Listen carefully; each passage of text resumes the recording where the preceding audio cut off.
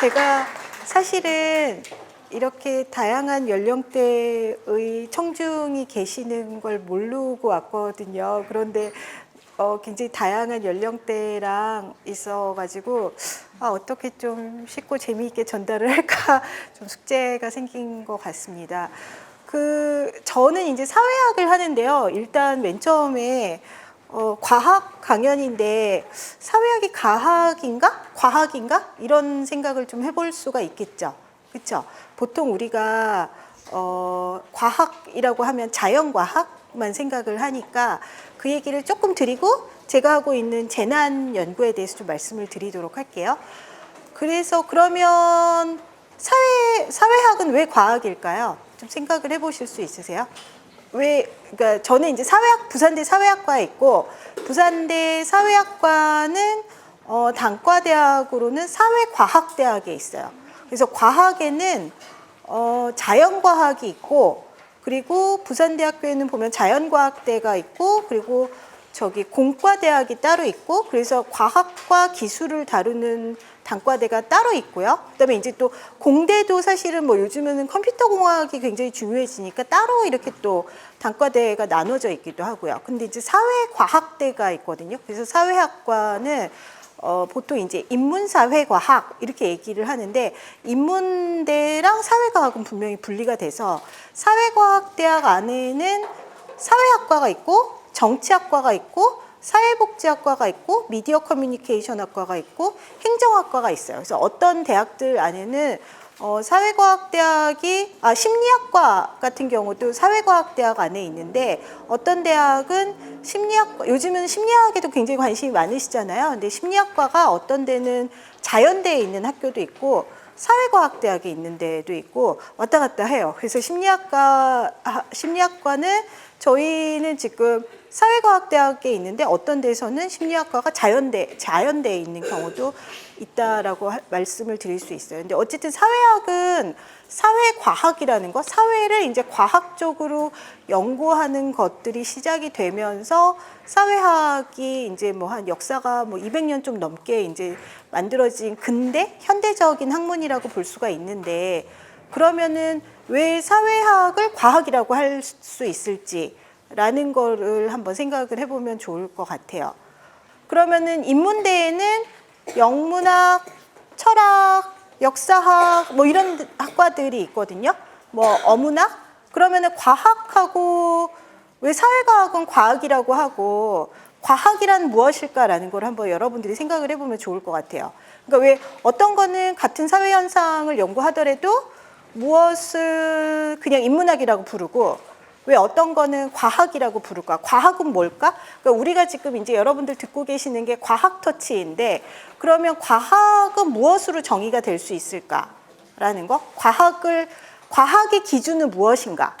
그렇죠? 그러니까 우리는 그냥 과학 이러면 그냥 뭔가 과학자들이 뭔가 숫자를 가지고 실험을 하거나 뭐 데이터를 만들거나 이런 방식을 이제 과학이라고 생각을 하고, 아까 하셨던 게 해양과학과 관련된 활동들을 하셨잖아요. 그러면 이제 연구하는 대상이 다른 건가? 아니면은 연구하는 방법이 다른 건가? 질문이 다른 건가? 아니면 그냥 과학자랑 과학자 아닌 사람들이 종류가 다른 건가? 그래서 무엇을 과학이라고 부를 수 있을까라는 거를 한번 이번 강의를 이걸 계속 들으실 테니까 과학 터치에서 과학이 뭘까라는 거를 한번 생각을 해보시면 좋을 것 같은데, 기본적으로 사회학을 사회과학이라고 부르는 것은 기존의 어떤 인문학적인 접근 방식과 다르게 사회학 안에서는 데이터를 수집해서 데이터를 모아서 어떤 근거를 가지고 그러니까 실험을 하는 경우도 있거든요. 그러니까 과학은 여러분들이 과학 딱 생각하면, 저도 어렸을 때 과학 생각하면 실험 활동들 굉장히 많이 다녔었어요. 실험하러 다니고 뭐 이런 식의 것들을 했는데, 뭔가 이제 실험을 한다라는 거는 우리가 뭔가 이럴 것이다 라고 가설을 만들어서 그 가설을 만들어진 어떤 데이터를 가지고 측정을 하는 거죠. 측정이라는 것도 과학 안에서 굉장히 중요한 거잖아요. 어떤 기준이 있어야 되는 거고, 그 가설, 이럴 거, 뭐, 물은 100도씨에서 끓는다라는 것들이 어떤 명제라는 공리 같은 게 있다면, 그것이 실제로 과연 그런가라는 것들을 이제 계속 입증을 해보이는 증거를 가지고 데이터를 모은다는 거는 증거를 가지고 이것이 틀리냐 맞느냐라는 것을 계속 왔다 갔다 하는 그런 입증을 하는 작업들이 있어야지 이제 저희가 과학이라고 부를 수가 있는 거죠. 그러니까 증거가 있어야 된다, 근거가 있어야 된다. 그런 것들이 뭐 영어로는 에비던스라고도 말을 하고, 그 에비던스에 굉장히 중요한 게 이제 데이터라는 것들이 있어야지 뭔가 그냥 사람들이 그냥 내가 혼자 이럴 것이다라고 생각을 해서 하는 것이 아니라 과학이 되려면 뭔가 자료, 데이터 이런 방식의 것들이 입각해서 사람들이 생각하는 어떤 가설, 무엇에 영향을 줄 것이다 라는 것들에 대해서 그 가설을 계속해서 이제 입증을 해나가는 그런 작업이라고 볼 수가 있습니다. 그래서 과학을 여러분들이 한번 생각을 해보실 때, 그럼 과학과 과학이 아닌 건 뭐냐? 그러니까 과학과 점은 뭐가 다르냐? 그러니까 과학하고 기술은 다르거든요. 또 공대하고도 자연대하고도 나눠지는 것처럼 사이언스와 테크놀로지가 달라지는 건데, 그러면 좀 더 이 사이언스라고 부르는 과학이라는 것을 이야기할 때는 어쨌든 가장 중요한 게 데이터와 자료와 근거가 있어야 된다라는 것이고, 그리고 어떤 자신의 주장을 펼치기 위해서 내 주장이라는 것이 참인지 참인지 거짓인지, 참인지 true인지 false인지 TF라는 것을 판별하기 위해서 자료에 근거해서 그것을 계속 입증을 해나가는 것들이 있어야 되고, 그리고 그런 것들을 그래서 다른 사람들이 이것을 주장을 논증을 해나가는 과정에서, 논증이 이제 주장을 펼칠 때 이거 그냥 내가 이렇게 생각했어 라는 게 아니라 자신의 주장에 대해서, 그러니까 제가 오늘 이야기할 것은 재난의 회복을 하는 데 있어서 사람들한테 가장 중요한 것은 낙관성과 뭐 집합적 효능감이다, 이런 방식의 이야기들을 할 텐데, 집합적 효능감이 뭔지는 이따가 알려드릴게요. 근데 이제 재난에서 회복을 할 때 사람들한테 가장 영향을 주는 것들이 개인적인 차원에서는 낙관적인 마음을 가질 때 사람들이 쉽게 재난에서 회복을 한다라는 것들을 이제 주장을 펼치려면은, 그것이 이제 낙관성이 무엇인지, 그 재난에서 회복을 한다라는 게 무엇인지라는 것에 대한 근거들이 다 있어야 되는 거예요. 그래서 과학을 한다는 건요, 여러분들이 생각을 해보면 막 무슨 마술사처럼 막 뚝딱뚝딱뚝딱 뭐를 만들어내는 게 아니라 끊임없이 이게 맞나? 틀리나? 맞나? 틀리나? 라는 작업을 계속하면서, 그러면 우리가 무슨 기준을 가지고 이게 회복이 됐다라고 말할 수 있는 것인가?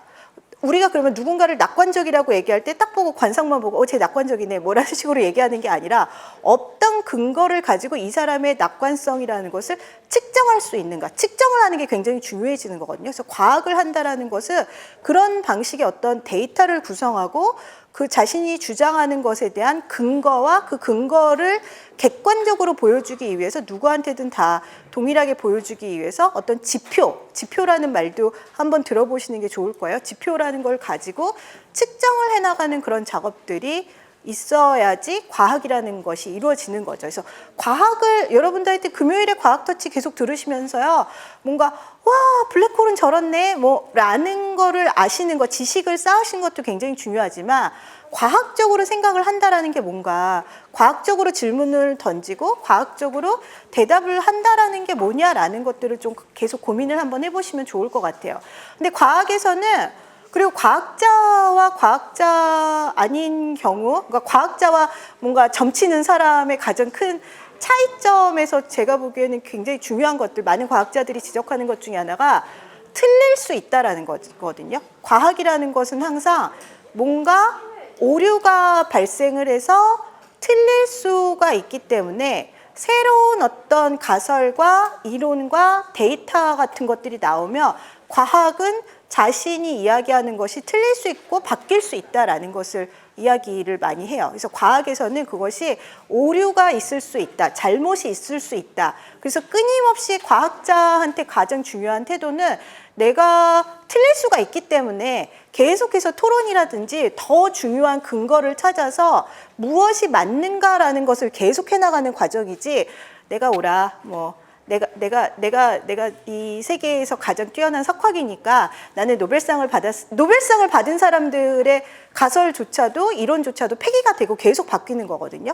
여러분들이 이제 물리학 강의를 들으면 아인슈타인과 뭐 요즘에 이제 양자 물리학 이런 얘기들이 많이 나오는데, 아인슈타인의 상대성 이론조차도 양자 물리학자들에 의해서 굉장히 이게 반박이 되고 패러다임이 바뀌는 거거든요. 그래서 과학을 한다라는 태도에서 가장 중요한 거는 내가 어디까지 주장을 어떤 합리적인 근거를 가지고 할 수가 있고, 그리고 내가 주장하는 것이, 저는 사실 어떤 요런 데이터와 요런 어떤 맥락 속에서 요렇게 봤기 때문에 내가 말하는 것이 절대 진리라는 것이 아니라 어떤 제한된 조건 속에서 하는 것이기 때문에, 이것이 언제건 다른 방식의 이론이 나오거나 다른 데이터가 나오면 바뀔 수가 있다. 그런 것들을 과학에서는 반박 가능성이라고 얘기하거든요. 영어로는 falsifiability라고 해가지고 내가 틀릴 수 있다라는 것을 전제를 하는 것이 과학을 하는 태도 가장 중요한 것 같아요. 그러니까 확신을, 그러니까 사회학이 특히 과학인 이유들은 뭐 데이터를 다루기도 하고 분석 방식에서 여러 가지 방법론에서 과학적인 방법들을 차용을 하기도 때문이지만, 가장 중요한 거는 계속해서 내가 주장하는 것을 의심을 하고 틀릴 수가 있기 때문에 뭔가 저 좋은 설명력이 나오면 그것에 의해서 대체되어 가는 것들을 받아들이는, 그러니까 의심하는 태도들, 질문하는 태도를 갖는 것이 그 과학적인 사고를 하는 데 있어서 가장 중요한 것이기 때문에, 여러분들이 이제 과학에서 주장하는 여러 가지 어떤 뭐 재밌는 이야기들을 배우실 거 아니에요. 여기서 뭐 기후변화와 관련된 것도 그렇고 여러 가지 걸 하지만, 과학의 핵심은 질문하는 거랑 의심하는 것. 저게 맞나? 저게 맞는 어떤 방식의 데이터에 근거했지? 이 사람이 주장하는 근거가 충분한가? 이런 것들을 계속 질문하시는 훈련을 하는 게 가장 중요한 것 같아요.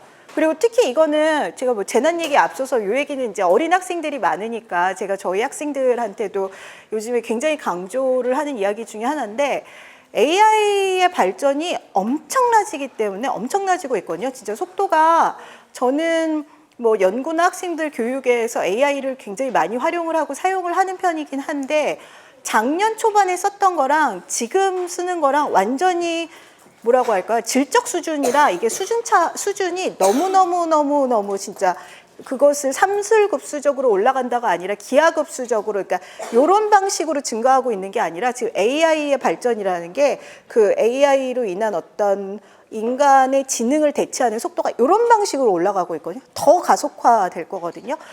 그래서 어머님들 많이 계시니까 말씀드리는데, 그 지금의 AI로 인해서 인간의 지능 노동이 엄청나게 대체되어 가고 있어요. 이미 실현이 되고 있거든요. 왜냐하면은 사회과학에서 실제 사회에서 굉장히 많이 하는 일 중에 하나가 서베이예요. 사회에서 뭐 요즘에 이제 우리나라에서 약간 여론조사는 뭐 아무나 할 수 있는 것처럼 되어 있는 것처럼 보이지만, 사실은 제대로 된 여론조사를 한다라는 게 사회과학에서 굉장히 중요한 일이거든요. 근데 여론조사 회사 같은 경우, 그러니까 뭐 갤럽이라든지 뭐 이제 굉장히 세계적인 그런 회사들 같은 게 있어요. 그래서 거기서 이제 사회의 사람들이 어떻게 생각을 하는가라는 것을 측정하는 그런 회사들이 상당히 이제 좋은, 굉장히 엄밀하게 사회과학적 분석을 하는 회사들이 있는데, 그런 회사들에서 기초적인 일들을 담당하던 사람들을 더 이상 안 뽑는다고 하더라고요. 왜냐하면 AI에 테이블을 넣고 표를 넣고 써달라고 하면은 굉장히 정확하게 써주거든요. 기본적인 분석 같은 것들이 나오기 때문에, 지금 AI로 인해서 대체되어 가고 있는 노동이라는 거는 이전에 산업혁명 초기에 그냥 이렇게 매뉴얼 워커? 사람들이 이렇게 막 몸으로 하던 일들을 대체해 나가던 방식이 아니라, 지금은 사람이 머리를 써서 하는 일들을 대체해 나가고 있거든요. 그래서 이 방식에서 저는 저희 학교 학생들 지금 1학년 제가 기초 필수 수업도 강의를 하는데 굉장히 강조를 하는 게, 생각을 굉장히 깊게 하는 훈련을 해야 된다. 질문을 해야 된다. 그러니까 뭔가 지식을 많이 아는 거 있잖아요. 그러니까 지식을 많이 알아야지 생각이 되긴 하지만 뭔가 이거를 기계적으로 그냥 외우고 암기하고 이런 방식이 아니라 계속 왜 이러지? 왜 이러지? 왜 이러지? 이게 맞나? 틀리나? 이건 이런 식으로 설명이 될 수 있는가? 하고 질문을 계속 훈련을 하는 방식을 하셔야지 되는 것 같아요. 그래서 저희 딸도 제 강의 주제를 차라리 AI와 그런 것으로 했어야 되나라는 생각이 약간 들지만, 근데 어쨌든 저희 딸도 고3인데 그 한국에서의 교육은 굉장히 문제풀이를 해가지고 지금의 어떤 입시에서는 스스로 생각을 해서 뭔가 하면은 점수에서 삐끗 나가기 때문에 스스로 생각하기가 너무 어렵잖아요. 그러니까 아이들, 이제 어머님들 고민하시는 게 아이들 생각도 좀 하게 하고 놀게도 하고 싶고 다양한 경험도 하고 싶어 하는데 지금의 한국의 어떤 입시 시스템에서는 그걸 하면은 이게 탁 밀려나니까 고민이 되시잖아요. 근데 어떤 선택을 하시는 건 이제 어머님들이 굉장히 많이 고민해야 되는 일 중에 하나이지만 지금 AI로 인해서 그렇게 해서 수행되는 어떤 지적 능력은 굉장히 빠르게 대체되고 있어서 어떻게 보면은 그런 공부를 하면서 한편으로는 끊임없이 질문하고 생각하는 훈련을 계속 해야 된다. 저는 느린 재난이라는 연구를 진행을 하고 있거든요. 그러니까 아까도 앞에서 잠깐 말씀해 주셨는데 그 재난이라고 하면은 보통은 한국의 법상에서는 재난을 자연재난, 사회재난 이렇게 나눠요.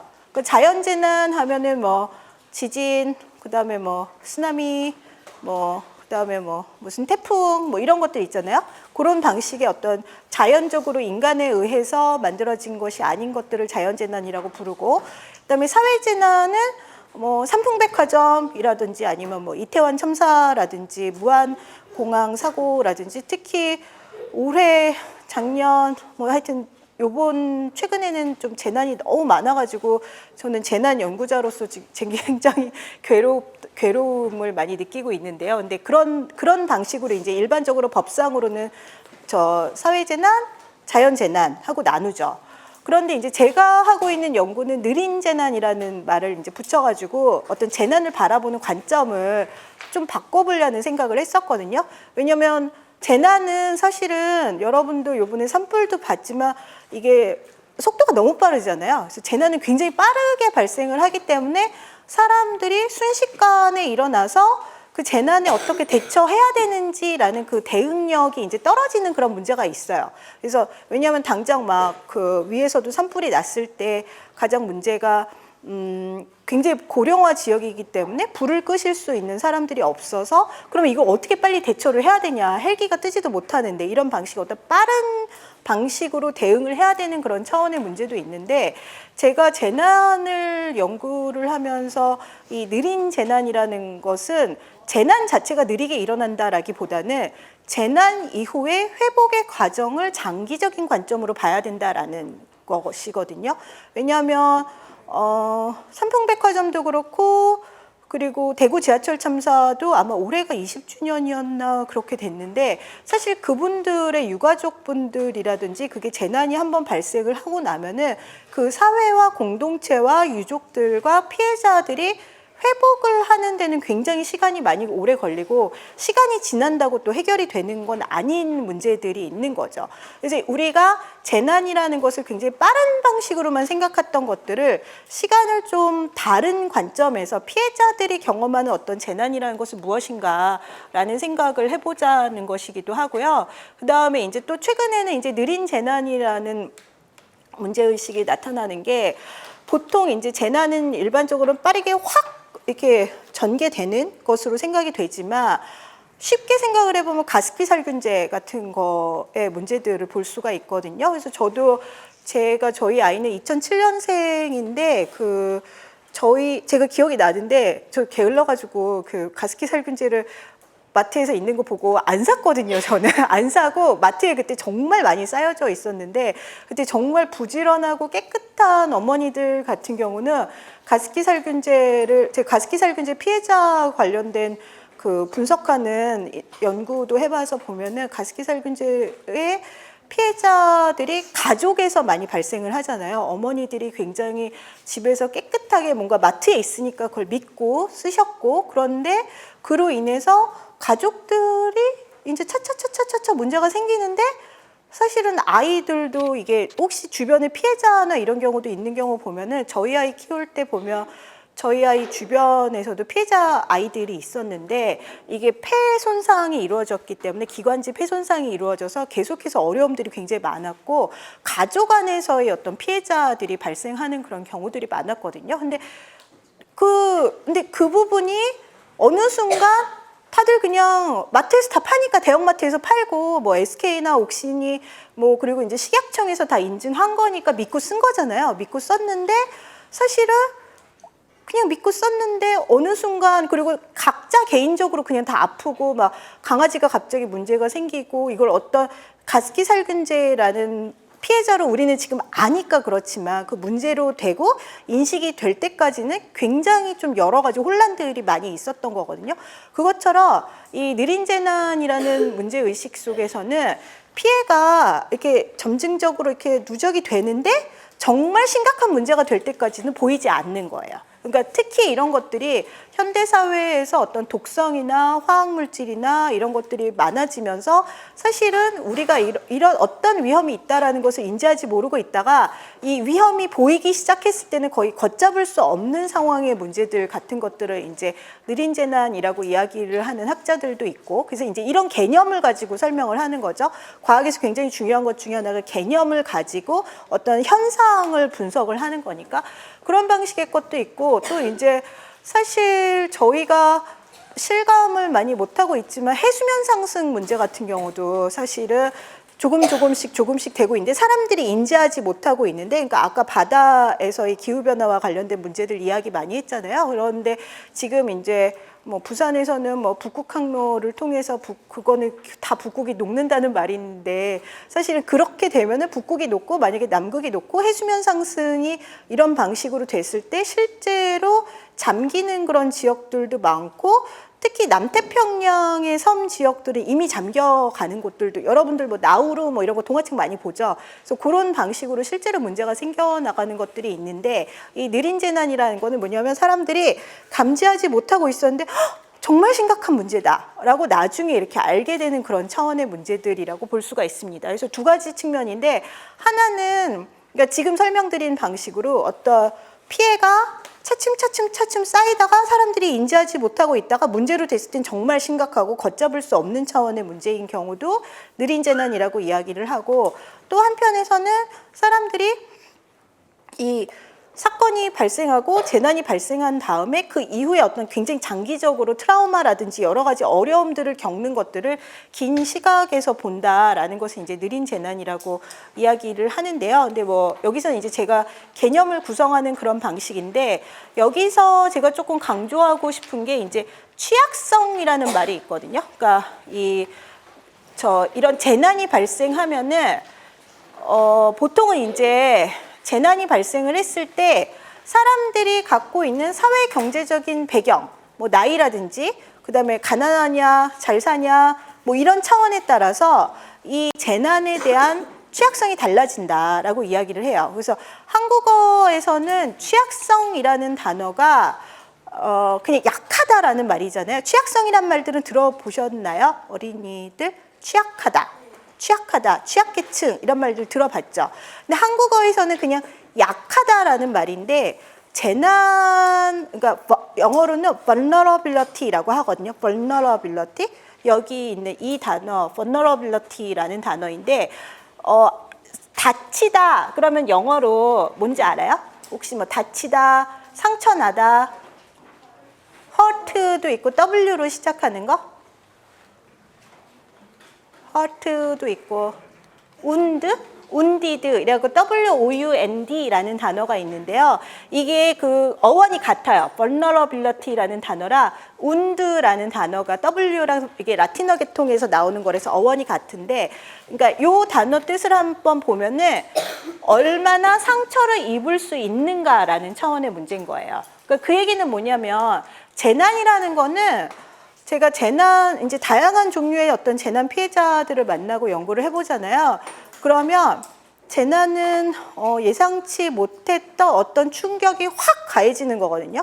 충격이 이제 그렇죠? 지진, 그러니까 물리적으로 오는 경우도 있고 심리적으로도 사람들이 예상치 못한 일들이 생기면 그로 인해서 자신들의 일상이 파괴되는 거잖아요. 그러니까 뭐 지진이라든지 뭐 그리고 이제 무한공항 사고라든지 뭐 이런 것들이 그러니까 내가 직접 피해자가 아니더라도 우리가 일상 속에서 어떤 사회에서 이렇게 질서가 돌아간다라고 생각하고 루틴하게 돌아가는 게 있는데 재난이 발생하면은 엄청난 충격이 와가지고 사람들이 흔들려져 버리는 경험이라고 생각을 하거든요. 근데 그렇다면 이것이 이제 재난에서의 어떤 취약성에 대한 논의가 중요한 거는 그 취약한 거의 정도가 다르다는 거예요. 사람들마다. 똑같은 재난을 경험하더라도 어떤 사람들은 그냥 괜찮아 이러고 넘어갈 수도 있는 사람들이 있는가 하면은 어떤 사람들은 그것에 의해서 흔들리는 정도, 영향을 받는 정도가 굉장히 다르다는 거죠.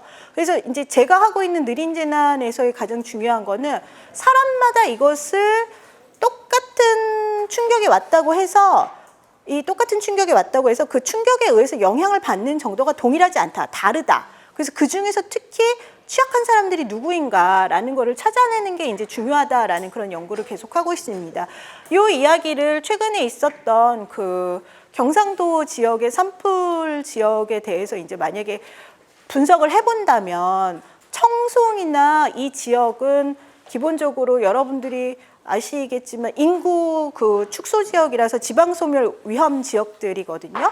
그래서 보면은 당장 저는 이제 나중에 그거는 사회학적으로 여러 가지 분석이 데이터를 가지고 분석이 돼야 되지만 신문 기사에서 의거했던 거 보면 너무 고령의 노인들이 계시기 때문에 불 끌 수 있는 사람들도 없었던 거고 대피를 하려고 해도 마을에서 이것을 같이 나가세요 이러고 얘기를 해줄 사람들이 없었기 때문에 노인들이 굉장히 어떻게 저런 사고가 났을까라고 싶었던 것들이 굉장히 많은데 노인들이 어떤 대피하기에는 인구들이 너무 고령화되어 있기 때문에 사실은 대피할 수 있는 어떤 공적인 그 대피를 도와주는 사람들이라든지 이런 부분들이 굉장히 취약했던 거죠.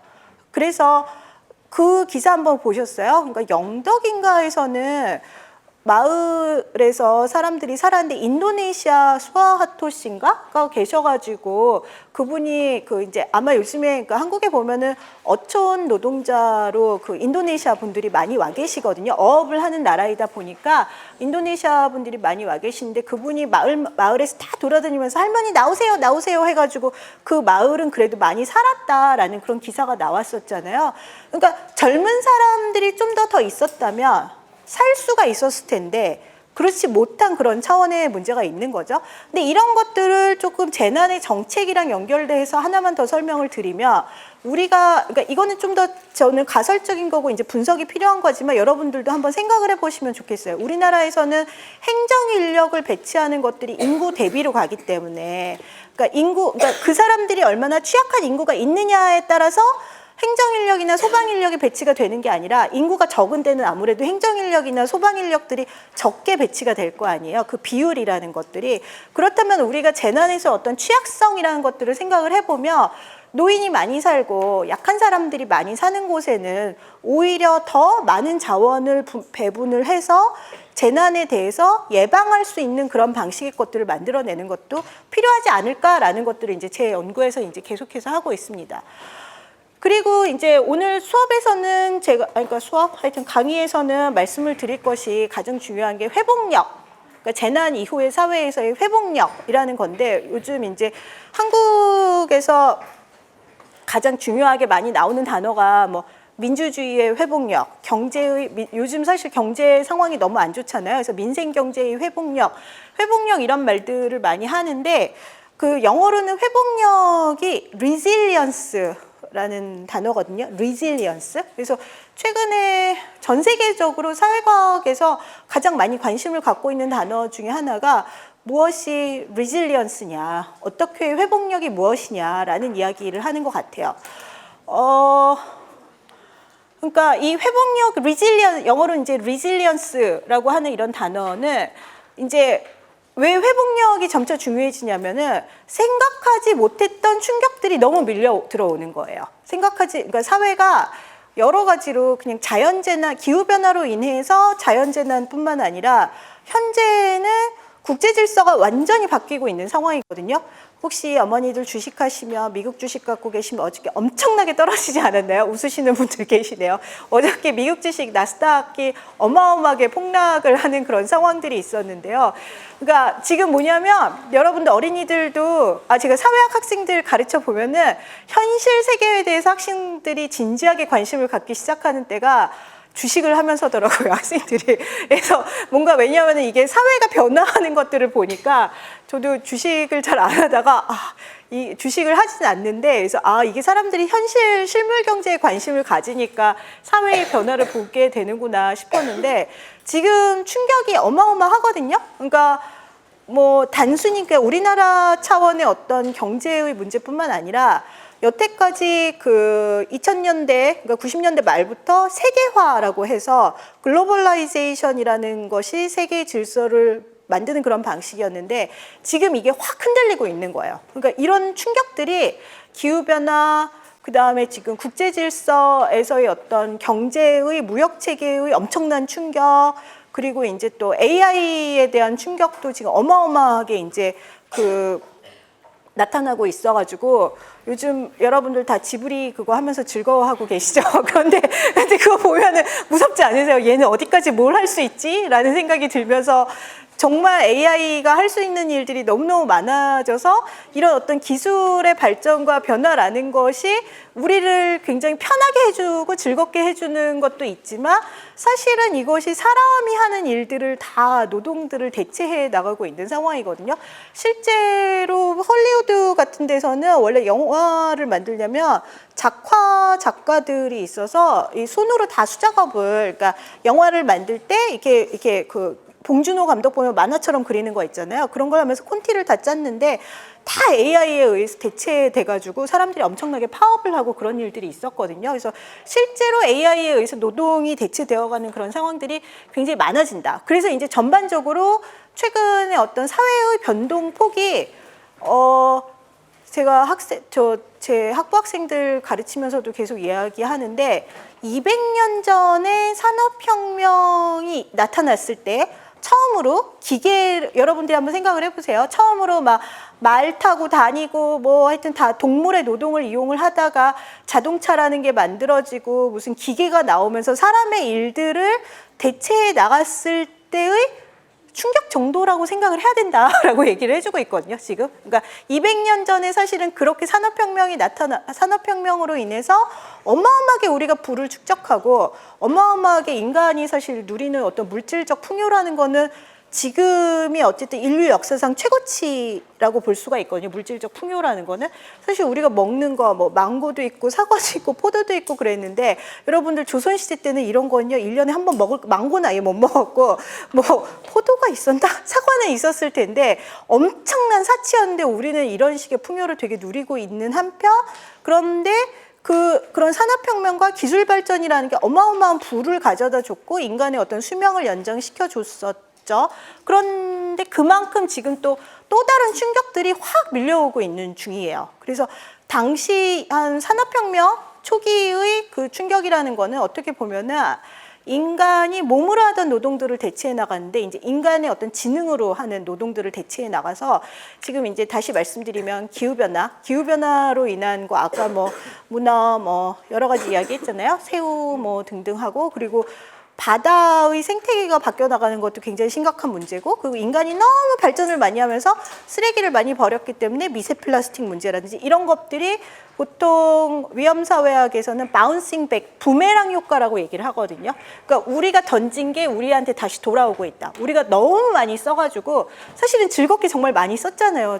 저도 뭐 맨날 저희 그 아이나 남편이 맨날 엄마 뭐 생태 이런 거 한다고 얘기하지 말라고 맨날 음식물 쓰레기 버리는 거 생각하면 저 부끄러운 줄 알아야 된다. 뭐 이러고 얘기를 하는데 사실 우리가 정말 즐겁게 어떤 풍요를 누리기 때문에 소비를 했었던 것들이 그냥 있는 게 아니라 다시 우리들한테 그 영향이 돌아오는 거죠. 우리가 굉장히 이렇게 그냥 개인적으로 쓰고 버린 것 차원만이 아니라 인류가 발전을 하면서 썼었던 것들이 근데 그런 차원이라서 충격이 기후변화, AI, 그 다음에 지금 국제질서의 변동 여러 가지 이제 위기가 되게 복합 위기가 지금 진행이 되고 있다라고 얘기를 하거든요.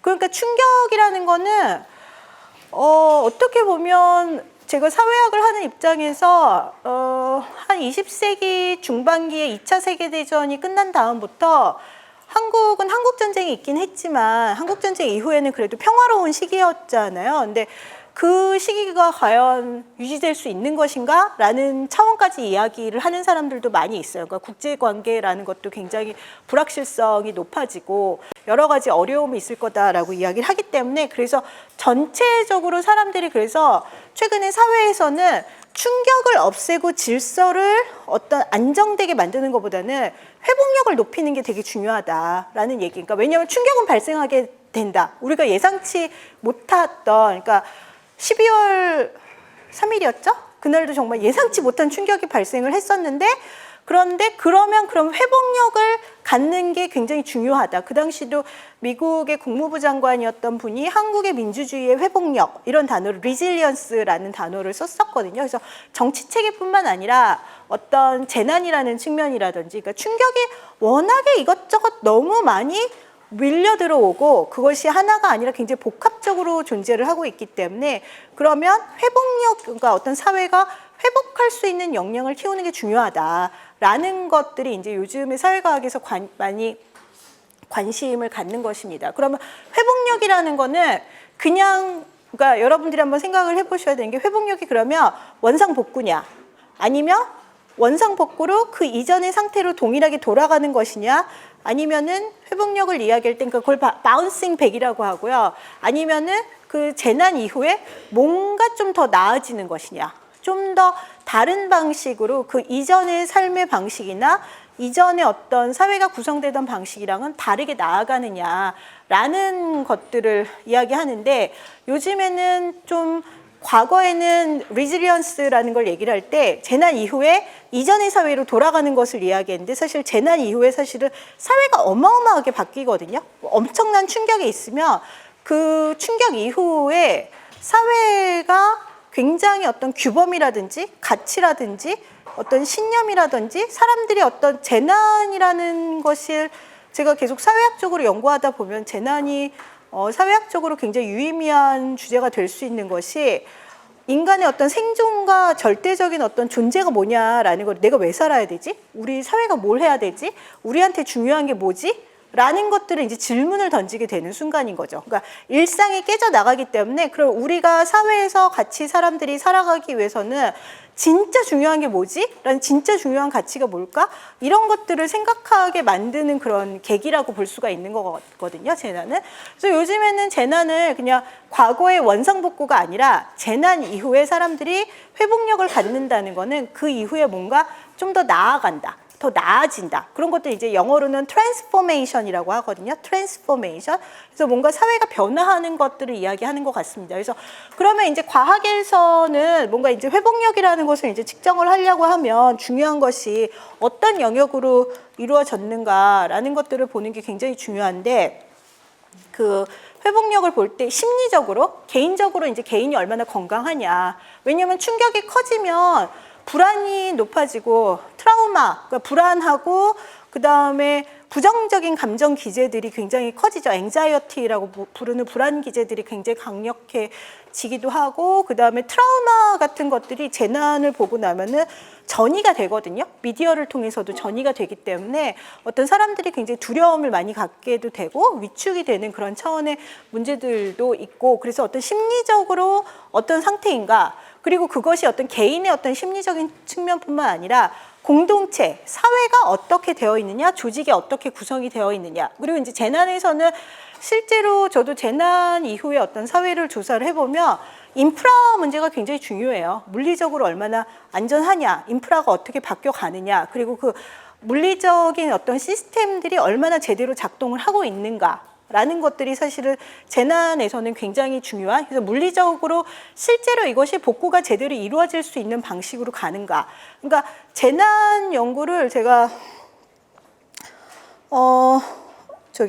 최근에 했었던 조사는 작년에 그 아리셀이라고 배터리 공장에서 화재 사고가 나서 돌아가시고 그랬었던 분들 피해자분하고 뭐 이런 거 조사를 경기도에서도 하고 그랬었는데 재난 이후에 보면은 과거에 있었던 문제들 때문에 재난이 발생을 하는데 그러면 재난 이후에 뭔가 이런 방식의 회복이 있고 배움이 있었는가, 변화가 있었는가라는 게 이제 굉장히 중요하죠. 그래서 한국 사회에서는 세월호 참사가 굉장히 우리가 가장 많이 마음이 아프고 저도 그때 저희 아이가 그때는 어린이집 다니고 막 이랬을 때였는데 그날이 기억이 나고 여러분들도 기억이 나시는 분들이 계실 텐데 그런 방식의 어떤 정말 불행한 사고 이후에 우리 사회가 변화한 게 있는가라는 것들을 한번 생각을 해보면 좋겠어요. 그러니까 그냥 개인의 어떤 불행이나 슬픈 일이나 괴로움으로 끝나는 게 아니라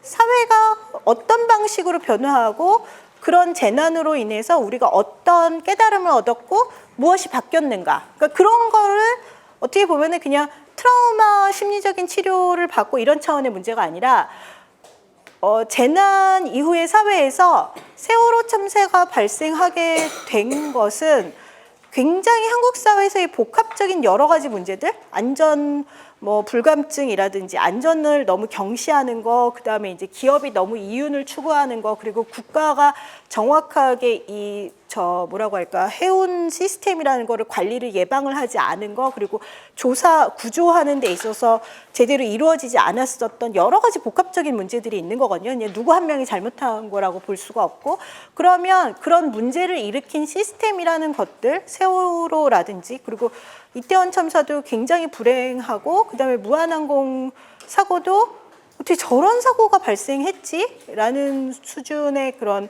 재난 같은 것들이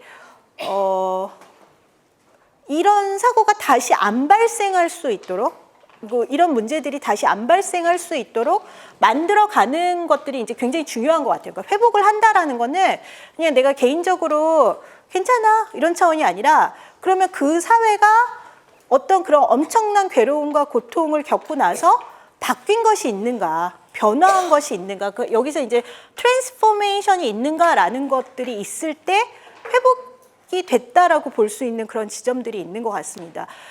그러니까 예를 들어서, 그러니까 그 재난을 좀 보다 보면은 우리나라에서의 좀 특징 중에 하나가 정말 잘못한 사람을 찾고 싶어요. 누군가를 처벌하고 싶어요. 굉장히 어떤 처벌을 강력하게 하면서 누가 나쁜 사람이, 그러니까 여러분들 이제 마블 영화 이런 거 많이 보면 누군가 빌런이 하나 있어서 그 빌런을 악인을 하나 잡으면 뭔가 문제가 해결이 될 것이다라고 생각을 하지만 사실은 굉장히 시스템적으로 구조적인 문제이거든요. 그러니까 그 사람이 감옥에 간다 할지라도 그 문제가 진짜 해결이 되는지는 사실 알 수가 없기 때문에 우리가 어떻게 보면 좀 더 과학적인 태도를 갖는다는 거는, 그러면 재난을 야기한 여러 가지 복합적인 시스템에서 무엇이 문제였기 때문에 이것이 발생했는가라는 것을 계속 찾아가는 그런 작업들이 굉장히 중요한 거죠.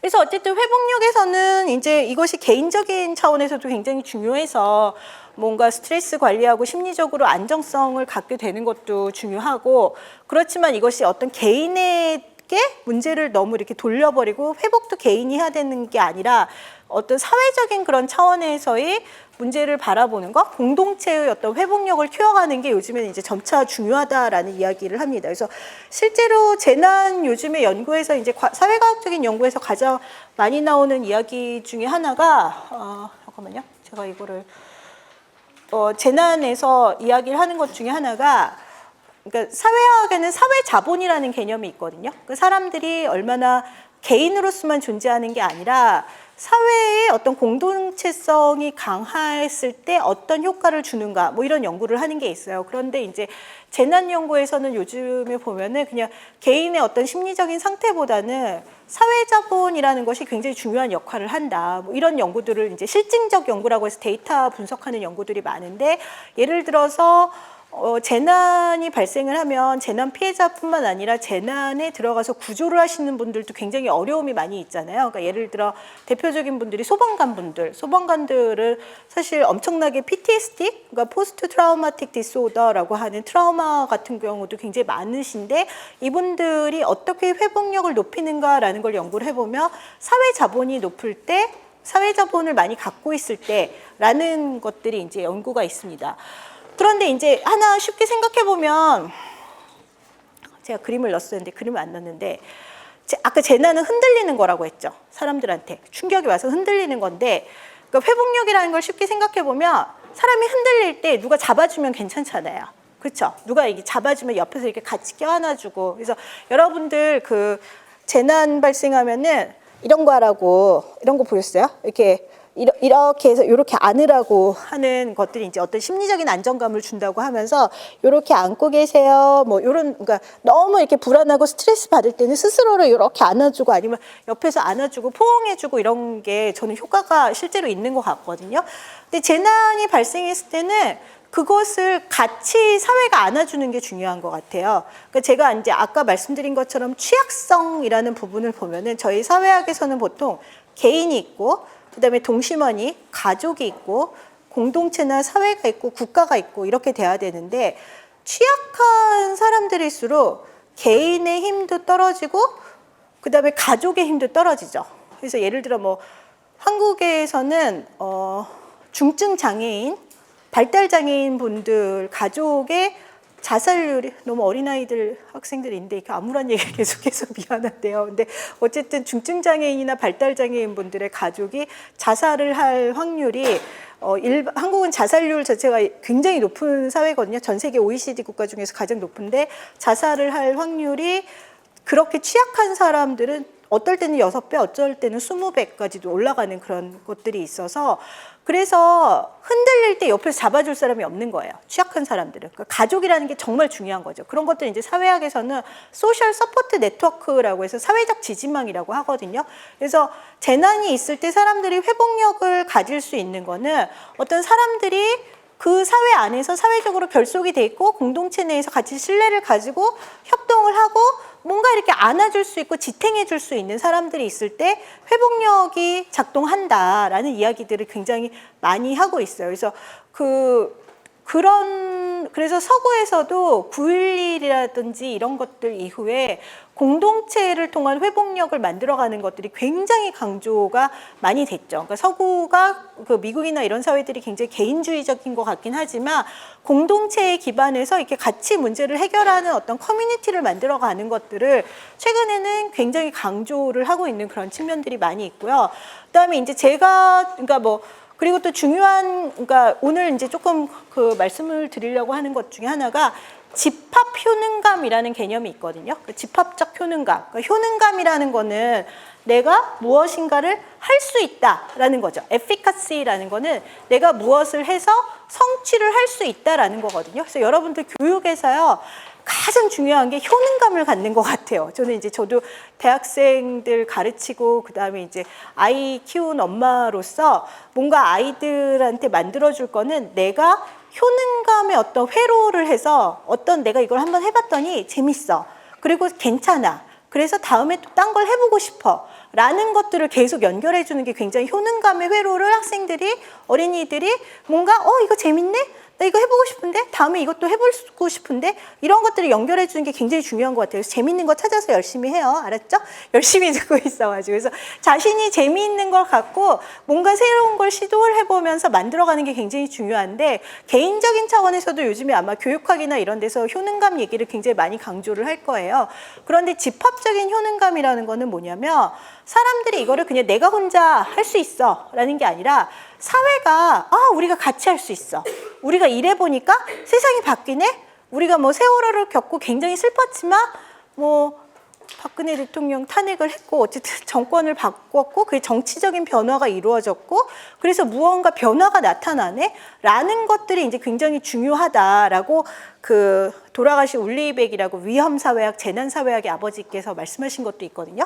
근데 그런 방식으로 사회가 우리가 뭔가 같이 해볼 수 있다라는 것들이 이제 굉장히 중요하다라고 그러니까 개인적인 차원에서의 효능감이 아니라 집합적인 차원에서의 효능감을 갖는 게 중요하다라고 얘기를 해요. 요 이야기를 한 그 사회학자는 로버트 샘슨이라고 미국의 하버드 대학의 사회학자인데 이분이 이제 어떤 연구를 하셨냐면 미국은 굉장히 부자 나라고 잘 사는 나라고 전 세계에서 가장 돈이 많은 나라고 기술 발전이 이루어지는 사회이긴 하지만 불평등 문제도 정말 심각하고 인종차별 문제도 굉장히 심각하거든요. 그래서 미국의 사회학자들이 많이 연구하는 게 흑인들이 왜 그렇게 범죄자가 많이 되는가라는 연구를 많이 해요. 그래서 이제 미국에서는 또 불평등으로 인해서 발생하는 가장 큰 문제 중에 하나가 흑인이 범죄자가 되는 게 굉장히 많아서 그 연구들을 하는데 이 로버트 샘슨이라는 분이 시카고라든지 미국의 대도시 사회에서 어떤 커뮤니티에서는 흑인들이 범죄자로 계속 남아있는 경우와 그러니까 감옥을 계속 들락날락하는 경우라 어떤 데는 흑인 아이들이 감옥에 가지 않고 좀 즐겁게 다양한 것들을 해나가는 그런 경로들을 삶의 경로를 그걸 라이프 코스라고 하는데 그것이 달라지는 것을 연구해 보니까 그 차이가 이 공동체에서 집합적 효능감이 있는 공동체에서는 흑인 아이들이 범죄에 한번 빠지더라도 아웃을 한다. 범죄에 계속 남아있는 게 아니라 다른 방식으로 가게 되는데 그렇지 않은 데는 계속해서 이제 범죄율이 높아지는 차원의 문제를 받고 이 집합 효능감을 할 때는 그 중요한 것 중에 하나가 잠깐만요. 여기 이걸로 그냥 설명하겠다. 집합 효능감을 얘기할 때는 가장 중요한 게 여러 가지 이제 집합 효능감을 측정하는, 그러니까 아까 제가 측정해야 된다라고 얘기했죠. 과학이라는 거 그냥 집합 효능감 이렇게 얘기를 하는 게 아니라 무엇을 가지고 집합적인 효능감이 작동을 하는가라는 걸 측정하는 이제 지표들이 몇 가지가 있는데, 근데 이 로버트 샘슨 선생님이 만들어 놓은 것 중에 되게 그러니까 10개 문항이 있거든요. 근데 그 문항 중에 하나에 되게 재미있는 게 아이가 깨진 창에 뭐 돌을 던지거나 이러고 있으면 야단을 칠 수 있는가라는 거. 그러니까 공동체에서 뭔가 잘못된 행동을 하는 걸 보면 그 공동체의 사람들이 잘못된 것을 바로잡을 수 있는가라는 게 들어가 있더라고요. 그러니까 뭐냐면 집합적인 효능감을 갖는다는 거는 그냥 단순히 우리가 뭘 같이 해볼 수 있다라는 차원의 문제가 아니라 잘못된 게 있으면 잘못을 꾸짖고 바꿀 수 있다. 그리고 우리가 조금 더 나은 사회로 만들 수 있다. 그러니까 어떻게 보면은 가장 중요한 규범과 가치를 공유하고 있느냐. 그리고 그런 규범과 가치를 통해서 잘못된 행동을 바꿔 나갈 수가 있느냐라는 것이 이제 굉장히 그 집합 효능감에서 중요한 어떤 그 지표가 되거든요. 그래서 제가 이제 이런 아이디어들을 가지고 그 연구를 하고 있는 데가 이 반다아체라는 지역에 를 연구를 하고 있습니다. 여기는 2004년에 쓰나미가 와서 쓰나미가 몇 미터가 들어올까요? 쓰나미가 10m? 10m? 10m만 해도 50m는 굉장히 높고 그러니까 10m만 해도 무시무시하잖아요. 근데 제가 마을 지역 가서 손들었어요. 30m. 제가 최고로 들어왔었던 거 얘기해 보면 그래서 야자수가 이렇게 높을 때까지 들어와서 이 쓰나미가 와서 이때가 아마 여기가 진도가 9.7? 9.7?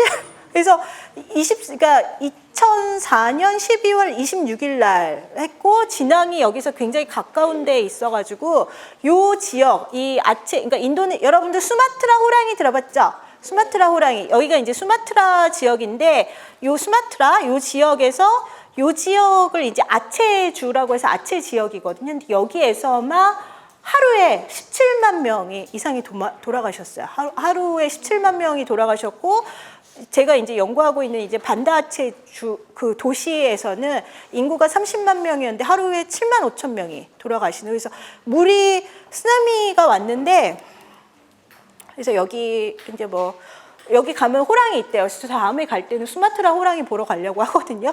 근데 이제 불의 고리, 그 링 오브 파이어라고 하죠. 그 우리나라는 운이 좋게 여기서 벗어나 있어서 지진이 그렇게 많지 않은데 사실 이 링 오브 파이어, 미얀마 같은 경우도 링 오브 파이어의 그 불의 고리 때에 있으니까 이제 어마어마하게 피해가 나서 이런 상황이었어요. 여기가 다 주택이었는데 다 휩쓸려가지고 이 모스크만 남아있고 저도 이제 작년에 갔을 때는 이 근처는 다 회복이 돼가지고 이제 저 마을들이 만들어지고 그랬었거든요. 근데 재밌는 것 중에 하나가 이 당시에 쓰나미가 있었을 때 우리는 지금 쓰나미라는 말을 알고 있잖아요. 쓰나미라는 말을 알고 있었는데 이때 아체의 사람들은 쓰나미는 원래 일본 말이잖아요. 큰 물 해가지고 파도 이런 말인데 이때만 해도 쓰나미라는 말 자체를 몰랐대요. 이 개념이 없었던 거예요. 그래서 바다가 이제 이거는 제가 갔다 와가지고 어디 칼럼 썼던 건데 9.3 진도? 그래서 도시의 95%가 없었는데 맨 처음에 바닷가에 가서 있었는데 바다가 정말 예쁘거든요. 인도양의 그 말레카 해협 들어가는 지역이라서. 그런데 여기서 갑자기 막 크랑크랑크랑 이러면서 막 굉음이 나면서 물이 싹 빠져나갔대요. 물이 싹 빠져나가니까 물이 왜 빠져나가지? 그리고 물고기가 막 바닷가에 있으니까 사람들이 다 물고기 주스러 바다에 들어갔다가 몇 분 있다가 그냥 파도가 촥 와가지고서는 그 그러니까 지역마다 이제 30m가 오는 지역도 있고 이게 이제 어떻게 되냐면 이 지도를 보여주면은 잠깐만 지도야.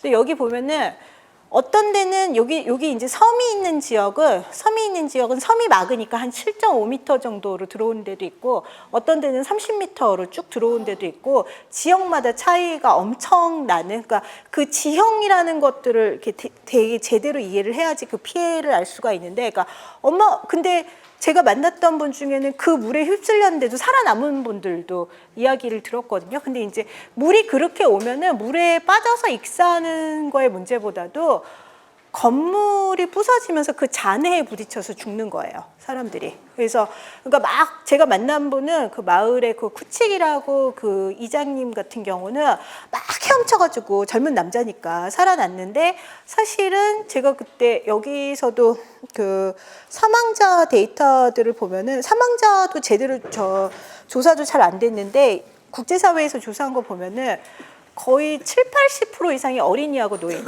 왜냐하면 그렇게 되면 대피하거나 그러니까 남자들이나 힘센 사람들은 막 헤엄을 치거나 뭘 해서라도 붙잡아라도 살 수가 있는데 이게 쾅쾅 막 이렇게 나무 집들이 이렇게 부딪혀 오니까 타이어니 뭐니 이런 것들이 부딪혀 오니까 그것으로 이제 해서 사망하는 경우들이 훨씬 많은 그런 상황이죠. 그냥 어마어마한 일이 일어났었어요. 근데 이 얘기하고 제가 이제 이 회복력에 있어서 뭐가 중요한지만 얘기만 두 가지만 하고 끝낼 건데 하나는 이 대부분의 그 지역에서는 물이 온다라는 거 개념이 없으니까 물을 보고서는 물고기를 잡으러 들어간 거예요. 사람들이 물고기를 잡으러 들어가가지고서는 딱 잡고 있다가 휩쓸려가지고 사망한 일들이 그렇게 생겼는데 그 아까 봤던 그 지도에서 보면 옆에 스멜루라고 있는 섬이 있는데 그 섬에서는 구전 노래처럼 왜냐면 이쪽이 링 오브 파이어랑 이게 기본적으로 이 지진 지역이다 보니까 한 100여 년 전에 굉장히 큰 그런 물이 온 적이 있었대요. 그래서 그거를 뭐 우리나라에서 이렇게 구전 노래 뭐 어쩌고저쩌고 뭐 노래 부르는 것처럼 사람들이 민요로 이거를 나눠주는 게 있어서 큰 물이 오면은 도망가야 돼. 그건 스몽이야. 라고 스몽이라는 말을 알고서는 그 노래를 불렀던 섬은 사람들이 물이 오니까 다 도망간 거예요. 그 소리 난다 올라가야 돼. 그러니까 왜냐면은 30m니까 이 아체는 지금도 2층, 3층 이상 건물은 없거든요. 근데 산으로 고산지대로 간다든지 이러면은 살 수 있었어요. 근데 사람들이 그 관념 자체가 없으니까. 그러니까 지금 제가 말씀드린 거 어떤 개념을 아는 게 되게 중요하다. 그러니까 쓰나미라는 개념, 여러분들 무개념 뭐 이런 얘기를 많이 하잖아요. 근데 쓰나미라는 개념 자체가 이 당시에는 아예 국제사회에서도 그렇게 뭐 해일, 우리는 뭐 해일이라는 말을 썼지만 이런 엄청난 피해는 없었기 때문에 인지를 못하고 있었는데 이 지역은 특히 그게 없었는데 스몽이라는 말을 가지고 이걸 보고 사람들이 그러니까 여기서 되게 중요한 포인트는 두 가지라고 볼 수 있는데 스몽이라는 개념을 갖고 있었고 그리고 빨리 도망가야 돼요. 올라가요 하고 마을 주민들이 얘기했었던 데서는 피해가 거의 없었다고 해요. 그래서 재난에서는 제가 보기에는 그 어떤 위험이라는 것을 우리가 어떤 위험이 있다라는 것을 아는 그런 개념을 갖고 있는 게 굉장히 중요하고 무엇이 문제다라는 거 그리고 그것에 기반해서 굉장히 민첩하게 활동할 수 있는 리더십이 있어야지 재난에서의 피해를 일단은 줄일 수 있는 것들이 굉장히 리더십의 문제들이 상당히 중요하다라는 얘기를 할 수가 있고요. 그래서 저는 뭐 이제 이런 데 가가지고 조사를 하면서 뭐 여기 제 사진도 어딘가 여기 있어요. 여기 그 인도네시아의 아체 그 연구소 가서 뭐 강의도 많이 하고 연구를 계속 하고 있고 뭐 제가 같이 이제 학생들하고 같이 사진 찍고 이런 거를 이제 이쪽에서 전시를 하고 이런 것도 있고 그다음에 이제 아까 사회과학에선 중요한 게 뭐다? 데이터다라고 얘기를 했잖아요. 그러니까 진짜로 사람들이 이제 어떻게 생각하고 어떻게 경험했는지라는 거를 질적인 방식으로 물어보는 것도 있고 양적으로 조사를 해서 물어보는 방식도 있어서 어떤 정성적인 방식, 정량적인 방식 이런 것들이 나눠지거든요. 근데 이제 제가 데이터를 통해서 보는 것들을 하고 있는데 아까 이야기한 그런 집합 효능감이라는 것들, 그러니까 공동체가 어떤 도덕적이거나 문화적인 어떤 가치를 구현을 하면서 우리가 같이 이 문제를 해결해 보겠다라는 것이 생각이 있을 때 뭔가 변화를 만들어낼 수 있지 않을까라는 그런 생각을 하고 조사를 한번 해봤어요. 제가 여러 가지 이제 사회학에서는 변수를 놔두고 어떤 게 이제 영향이 있느냐라는 것들, 그러니까 사람들의 어떤 회복력이라는 것을 결과값으로 놔두고 그러면 이 회복력에 영향을 주는 요인들이 무엇인가라는 것들이 여러 가지 변수를 놔두고 이제 여기저기 이제 분석을 해봤더니 집합 효능감하고 어떤 개인적인 요소들이 어떻게 작용을 해서 공동체의 어떤 회복력에 영향을 주는가라는 걸 분석을 했는데 보통 사회학에서 이렇게 별이 뜨면은 이제 이런 것들이 이제 회귀 분석해가지고 하는 건데 별이 뜨면은 영향이 높다라는 거거든요. 데이터를 볼 때. 근데 여기서 보면 집합적 효능감이 있을 경우 굉장히 회복력이 높은 것으로 나오고 그 다음에 사람들이 그러니까 여기서 이제 별 뜬 거 보면은 요거가 되는데 오늘 이제 제가 설명할 거는 개인적으로는 낙관적일 때 사람들의 어떤 회복력이 굉장히 높은 그러니까 내가 어떤 문제를 해결할 수 있다. 그러니까 아무리 어려운 상황일지라도 문제를 해결할 수 있다. 우리의 미래는 나아질 것이다. 라고 생각할 때 우리가 미래는 나아질 것이다 라고 생각할 때 회복력이 굉장히 높이 나타나고 개인적인 차원에서는 그리고 집합적인 차원에서 아까 말씀드린 그런 집합적인 효능감 뭔가 공동체에 문제가 있을 때 이거 우리가 이 문제를 해결할 수 있다라고 생각을 할 때 회복력이 굉장히 높은 것으로 나오는 것으로 데이터 분석이 지금 이루어지고 있고요. 그리고 또 하나는 좀 흥미로운 게 교육 수준이 높으면 집합적 효능감이 낮아요. 그러니까 이 얘기는 어떻게 해석할 수 있냐면 데이터를 보면 그 데이터가 어떻게 해석을 할 수 있는가라는 걸 또 여러 가지로 생각을 해봐야 되거든요. 근데 교육 수준이 높은 사람들은 오히려 공동체적인 방식으로 문제를 해결하기보다는 개인적인 방식으로 해결을 하려고 하기 때문에 뭔가 어떤 꼭 교육 수준이 높다라고 해서 공동체의 회복력이 높아지는 것은 아니다라는 게 이제 제가 조사한 결과로 보여질 수가 있었습니다. 그래서 교육 수준이 높은 게 지역사회 회복 탄력성이라는 부정적으로 나오게 되고 그다음에 고등교육이 높은 사람들은 공동체적인 방식보다는 또 혼자 문제를 해결할 수가 있으니까 어떻게 보면은 사회에서는 공동체의 회복력이 높아야지 취약한 사람들이 같이 살아갈 수 있는 그 아까 제가 얘기한 같이 안아줄 수 있다, 같이 지탱해 줄 수 있다, 지지해 줄 수 있다 그런 것들이 되는 그런 차원이 있는 것 같습니다. 네, 이상입니다.